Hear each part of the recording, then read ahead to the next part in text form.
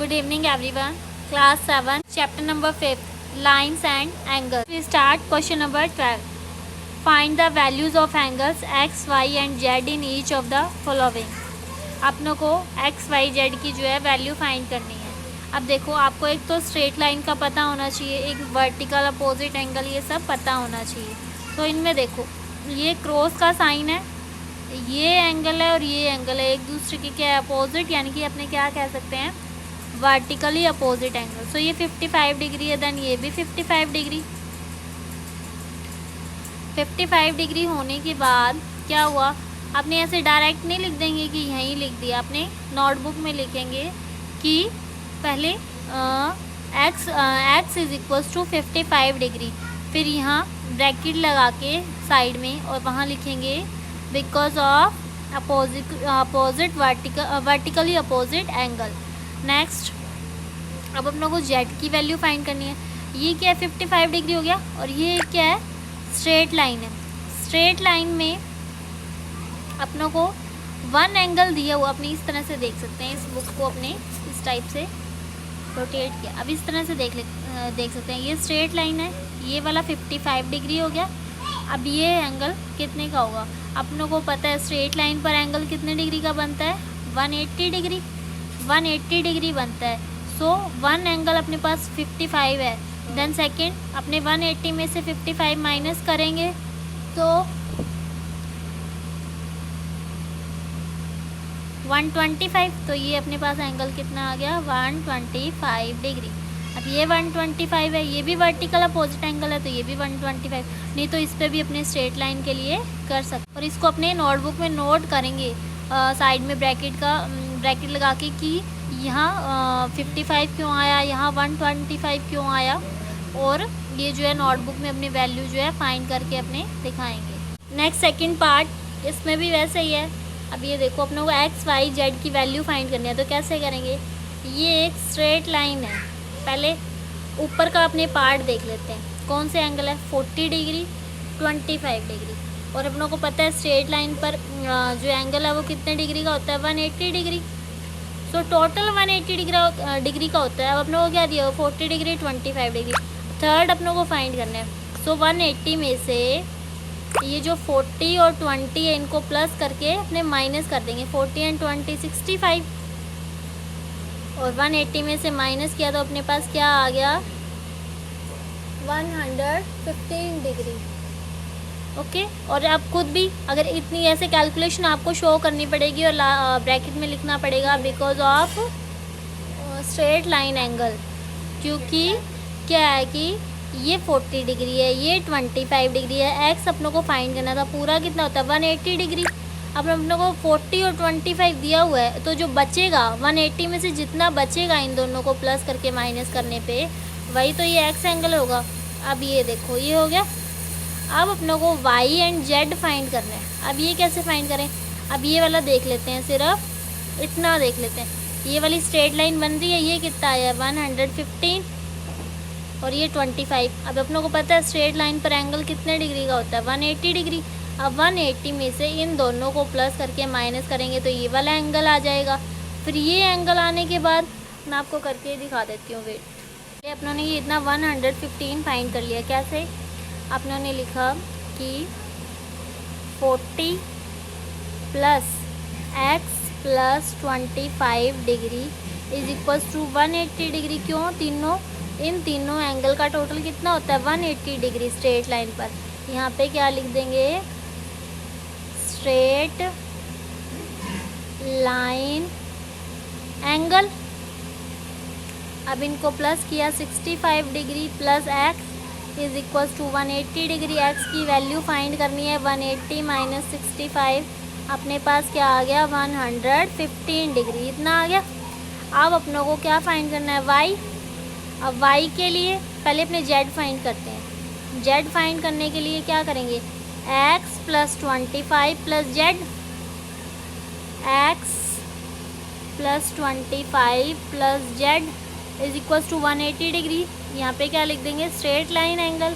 अब x की value क्या है, 115 plus 25 plus z is equals to 180 degree.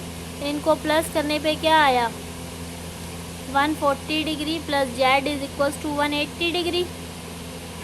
Z is equals to 180 minus 140, Z is equals to 140 degree.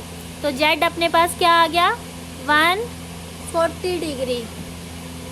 बस Z की value आ गई, एक्स की वैल्यू आ गई। अब देखो ये भी स्ट्रेट लाइन है, अब ऊपर वाले को छोड़ देते हैं। Y plus Z is equals to 180 degree. अब वाई की वैल्यू क्या है पता नहीं है अपनों को, जेड की कितनी है 140 degree and is equals to 180 degree. यहाँ पे क्या लिख देंगे, straight line angle y is equals to 180 minus 140, क्योंकि ये इधर प्लस का है उधर जाके क्या होएगा माइनस का। ये क्या आ गया अपने पास 40 डिग्री, आंसर आ गया। यहाँ देखो आपको एंगल्स के टाइप दिए हुए हैं और एंगल्स बताए हुए हैं, जैसे कि इंटीरियर एंगल। इंटीरियर एंगल कौन से है, जो अंदर की तरफ है, जैसे 3, 4, 5, 6। एक्सटीरियर कौन से होंगे, 1, 2, 7, 8। Okay. Corresponding angle, corresponding angle देखो जिसमें एफ बनता हो, एफ देखो इस टाइप से, ये लाइंस है, इस पे ये एक लाइन जो कट कर रही है, तो एफ कहाँ बन रहा है, एक तो एफ इस साइड बन रहा है उल्टा एफ, एक एफ इस साइड बनता है। तो ये वाले जो एंगल है इक्वल होते हैं, जैसे कि एंगल 1 जो है एंगल 5 के इक्वल होगा, एंगल 3 जो है एंगल 7 के। तो ये है यहाँ पे एक लाइन कट की, इस टाइप भी एफ बन गया, इस टाइप भी एफ। तो ये वाला एंगल 1 जो है एंगल 2 के इक्वल होगा, ठीक है। Angle 1 is equals to angle 2, ये 20 है तो ये भी 20। एंगल 3 जो है ये वाला एंगल इसके इक्वल होगा, इसी तरह से ये वाला एंगल जो है इसके इक्वल होगा और ये वाला एंगल जो है इसके इक्वल होगा। लो जैसे कि ये बना है, ठीक है, ये एंगल इसके इक्वल, और अगर शो करोगे तो इसमें लिखोगे क्यों, अल्टरनेट इंटीरियर एंगल। अब इंटीरियर तो किसको बोल सकते हो आप, सॉरी कॉरस्पॉन्डिंग एंगल किसको, ऐसे लिखोगे कॉरस्पॉन्डिंग एंगल, कि ये वाला एंगल जो है इसके इक्वल किस लिए हुआ है, कॉरस्पॉन्डिंग एंगल। अब ये वाला एंगल है इसके इक्वल क्यों हुआ है, कॉरस्पॉन्डिंग एंगल। अब एक होता है अल्टरनेट एंगल, अल्टरनेट इसमें जैसे कॉरस्पॉन्डिंग में क्या बना है एफ अपने बता सकते हैं, और अल्टरनेट में क्या होता है इस टाइप से जेड बनता है, कि जेड में ये वाला एंगल जो है इसके इक्वल होता है।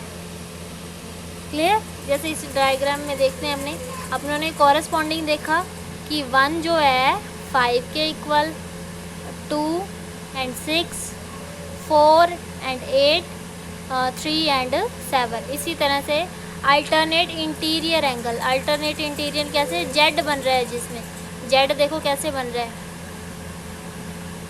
इस टाइप से, ये ऐसे जेड बन रहा है।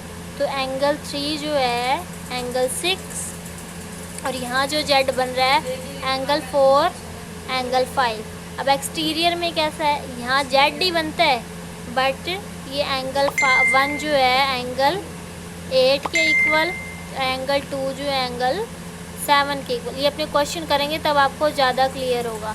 Interior on the same side of Vercel, angle 3 and angle 5, angle 3 and angle 5, इन दोनों का जो टोटल है वो कितना होता है 180 डिग्री। यानी कि आपको ये मान लो ये 40 डिग्री दिया हो और आपसे एंगल ये 5 पूछ ले तो कितना होएगा, 140 होएगा ना, क्योंकि इन दोनों का टोटल कितना होता है 180 डिग्री। ये 40 है तो ये कितना होएगा 140। कैसे, 180 में से 40 माइनस कर दिया।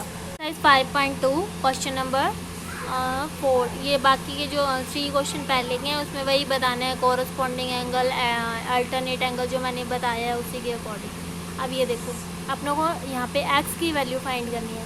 ये x कैसे फाइंड करेंगे, पहले अपनों को पता होना चाहिए कॉरस्पॉन्डिंग एंगल, अल्टरनेट एंगल। ये देखो अपनों ने एक जेड वाली प्रॉपर्टी देखी थी ना, अल्टरनेट एंगल में क्या था, इस टाइप से जेड बन रहा था। तो जेड बन रहा था तो ये वाला जो एंगल है इसके इक्वल होता है, अपनों को पता है।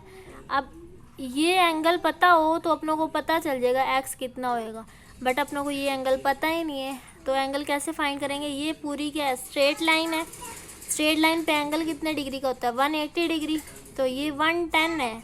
तो 180 में से 110 माइनस करेंगे तो कितना आ जाएगा, ये 70 डिग्री आ गया। अपनों को नोट करके फिर अपनों को बताना है। यहाँ पे मैं आपको डायरेक्ट बता रही हूँ समझाने के लिए, पहले समझ आना चाहिए कि अपने एंगल फाइंड कैसे करते हैं। कि अपनों ने क्या देखा कि जो अल्टरनेट एंगल होता है उसमें ये वाला एंगल अल्टरनेट इंटीरियर एंगल में जेड बनता है ना, तो ये जो इंटीरियर एंगल है ये एक दूसरे के इक्वल होते हैं। अब अपनों को ये पता हो तो अपने एक्स इजीली बता सकते हैं। तो कैसे बताएंगे, ये पूरा स्ट्रेट लाइन पे एंगल कितना होता है 180 डिग्री, तो 110 दिया हुआ है, तो 180 में से 110 माइनस करेंगे तो कितना आ जाएगा 70। अब ये 70 पता चल गया तो ये भी 70 होगा, और ब्रैकेट में क्या लिख देंगे, because of alternate angle interior angle. Next second number question, second number में देखो, next question number part second. अब अपनों को यहाँ पे एक्स बताना है। अब कैसे बताएं एक्स, अब ये देखो कि एक तो अपने यहाँ सीधा भी बता सकते हैं कि ये वाला एफ वाला जो अपनों ने कॉरस्पॉन्डिंग एंगल किया था, ये देखो एफ बन रहा है ना इतनी इतनी जगह पे, ये देखो ये जो एफ बन रहा है, तो अपनों को पता है ये वाला एंगल जो है इसके इक्वल होता है, ये वाला जो है इसके इक्वल होता है। ये डायरेक्ट ही क्या आ गया 100। और एक और मेथड है अगर सीधा नहीं है एफ बनाना, तो कैसे कि ये 100 है, ये कितना होएगा 80 डिग्री, तभी तो ये 80 डिग्री हुआ है। अब ये 80 है तो ये कितना होगा 100, क्योंकि इन दोनों का टोटल कितना होता है 100 डिग्री, 180 डिग्री। तो इधर 80 दिया हुआ है, 100 हो गया।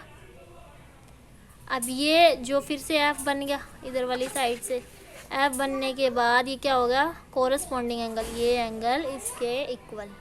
Question number 5, in the given figure the arms of two angles are parallel. ये जो है पैरेलल लाइंस हैं, ए बी सी 70 डिग्री, अपनों को क्या दिया हुआ A B C 70 degree. Then find D G C and D E F. D G C का मतलब क्या है, जो बीच में हो ना वो वाला एंगल फाइंड करते हैं। जैसे जी है ना ये वाला, एक तो ये अपनों को बताना है डी जी सी, और एक अपनों को ये बताना है डी ई एफ। तो देखो कैसे बताएंगे, ये तो अपनी लाइंस को बढ़ा सकते हैं ना इस टाइप से, यहाँ पे बढ़ा लिया, यहाँ पे बढ़ा लिया, तो आपको वही वाली शेप मिल गई होगी। कैसे कि ये जो दो पैरेलल लाइन पे एक जो है लाइन कट हो रही है, तो अपनों को पता है एफ बन गया, ये एफ बना है, इधर एफ बना हुआ है ना, तो ये 70 है तो ये भी कितना होगा 70 बिकॉज ऑफ कॉरेस्पॉन्डिंग एंगल। अब ये 70 लिख देंगे अपने कॉरेस्पॉन्डिंग एंगल, और अब यहाँ पे भी एफ बन गया, ये देखो यहाँ पे ये नीचे लाइन लेके तो एफ बन गया, तो ये 70 है तो ये भी 70। क्लियर, बस वो पहले आपको समझ आना चाहिए कॉरेस्पॉन्डिंग एंगल कौन सा है, alternate interior angle, alternate exterior angle. Next question number 6, in the given figures below decide whether L is parallel to M. अपनों को इसके बताना है कि पैरेलल है कि नहीं है। तो मैंने आपको एक बताया था कि जो अंदर वाले इंटीरियर एंगल है इन दोनों का टोटल कितना होना चाहिए 180 डिग्री। अब इसमें देखते हैं, अब 126 और 44 कितना हुआ 6 एंड 4 10, 4 और 2 6 एंड 1 7, 170, 180 नहीं हुआ तो ये नो कट। अब ये देखते हैं, ये 75 है, अपोजिट वर्टिकल एंगल क्या होएगा 75। अब 75 एंड 75 कितना हुआ 150, तो ये भी कट, ये भी 180 नहीं है। अब इसमें देखते हैं 123 है तो ये कितना होगा 57, ये 57, ये 57 है तो यहाँ कितना होना चाहिए, ये 57 है तो यहाँ पे कितना होना चाहिए 123। सो 123 और 57 का टोटल कितना हुआ 180 डिग्री। सो ये टिक। अब इसमें देखते हैं, ये 72 है अपोजिट वर्टिकल एंगल, ये भी 72, और 72 एंड 98 कितना हुआ 170। सो ये भी कट।